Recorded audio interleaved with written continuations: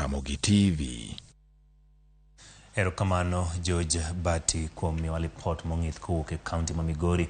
En piny owacho chano nywando jopiny kod jotelo mawuok e gwenge mosebedo ka yudo monj ma kinde ka kinde pacho ka ndie chenro mar yweyo jonjore mag Shabaab. Kolose kinde limbe mare gwenge mag Malindi, jagoro mongere Migao mar arita Laktar Raymond Omolo wacho ni jopiny ong'eyo jomaundu modak e kindgi kendo tiyo kodgi dhi konyogi tieko jonjore mag Shabaab. Mabiro kalure gi medo ke monj mag jonjore kaunti ma Lamu kod gwenge ma nyandwat mar Ugwe e dweche mokalo. Chris Owino nigi lero. Jonjore mag Shabaab osebedo ka keto apisas mag arita kwe e ratile kinde ka kinde kokalo e monje gwenge makadho wadh nam chumbi kod nyandwat ma Ugwe. Piny owacho pod onyonore ni gidhi tieko jonjore e pacho kae.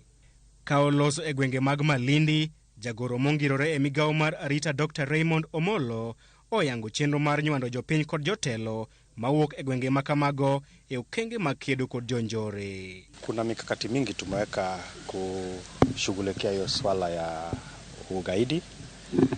Ya kwanza ni kuinvolve ama kuwasiliana na watu wote katika mirengo tofauti za serikali na wananchi wenyewe pamoja na viongozi, ili iwe jambo tunashughulikia kwa kila sehemu, sana sana sehemu ya pwani na northeastern. Dr. Omolo nigi geno ni chenro makamano dhi nyago olemo kalure ni jopiny ong'eyo jomaundu modak e kindgi kendo ler makamano dhi konyo apisas mag arita e rakore kod jonjore kapok gikelo masira.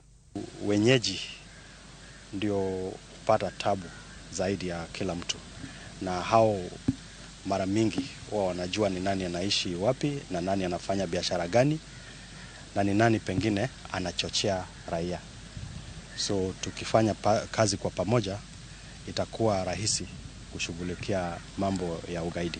Gwenge mag kadho wadh nam chumbi to moloyo kaunti ma Lamu kod nyandwat ma Ugwe kaka Mandera, Wajir kod Garissa osebedo ka yudo monj ma kinde ka kinde kokalo e mirutu ma ipando e bwo lowo.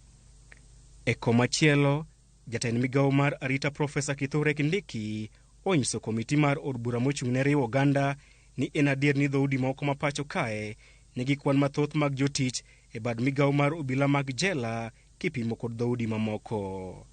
And I agree that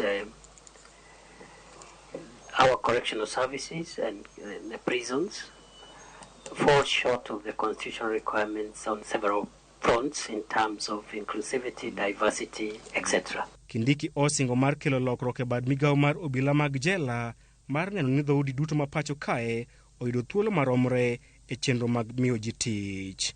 We cannot allow certain communities of our country to feel excluded, and we're going to develop a matrix and a roadmap of ensuring that equity, so that more populous communities have more people, but also every community, including the smallest, must be represented.